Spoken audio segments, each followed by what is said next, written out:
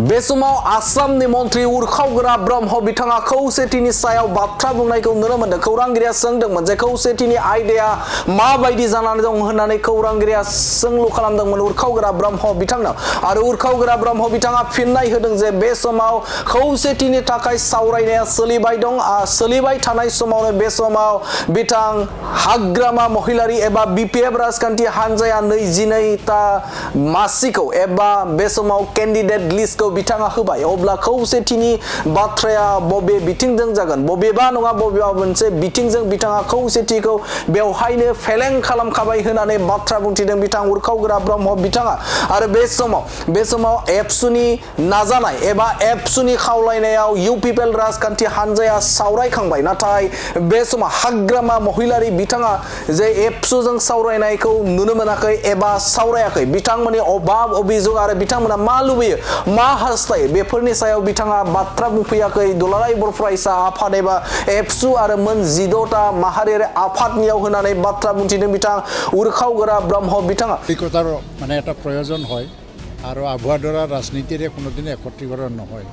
এতিয়া আমিতো U P P L দলৰ পৰা আফচুৰ আহ্বানত এবাৰ বহিল, তেখেতসকলৰ সন্মুখত আমি আমাৰ মতামতটো দাঙি ধৰিছোঁ। এতিয়া বি পি এফৰ তৰফৰ পৰা আহি পেলাই তেওঁলোকৰ মতামত দাঙি ধৰিব লাগিছিল, নধৰিলে নিদিলে আৰু তেওঁলোকে এতিয়া কি হয় কেণ্ডিডেট ডিক্লেয়াৰ কৰি দিলে। ইয়াৰ দ্বাৰা কি সূচায় সেইটো মিনিংটো ক্লিয়াৰ হৈ গ'ল নহয় জানো, হাগ্ৰামা আৰু একত্ৰীকৰণত নাই।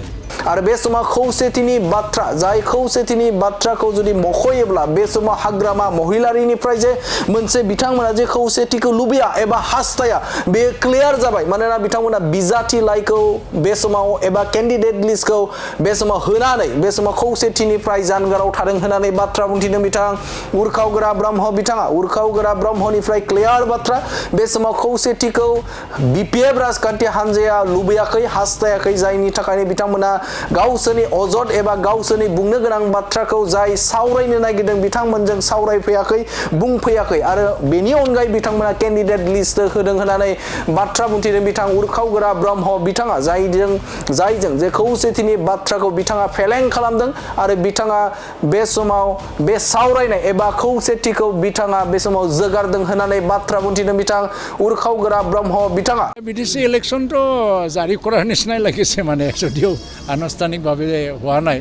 তো ইয়াত চব দলে ইয়াত অংশগ্ৰহণ কৰিবলৈ আহিছে, আচল মানে প্ৰকৃত গণতন্ত্ৰ দেখিবলৈ পাম। মই ভালেই পাইছোঁ। সময় কম আছে, একত্ৰীকৰণৰ প্ৰসংগটো কিমান দূৰলৈ আগবাঢ়িছে?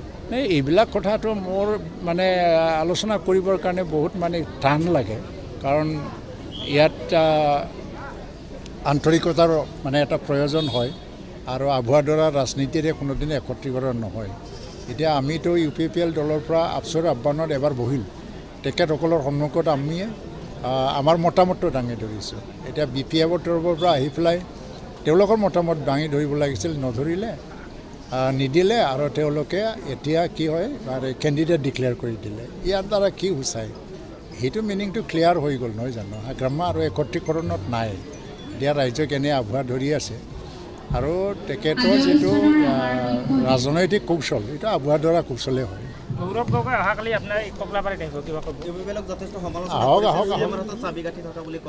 আহক গৌৰৱ গগৈয়ে সমালোচনা কৰে নে সমৰ্থন কৰে এইটোলৈ কাৰো কোনো প্ৰভাৱো নাই, ক্ষতিও নাই, লজো নাই।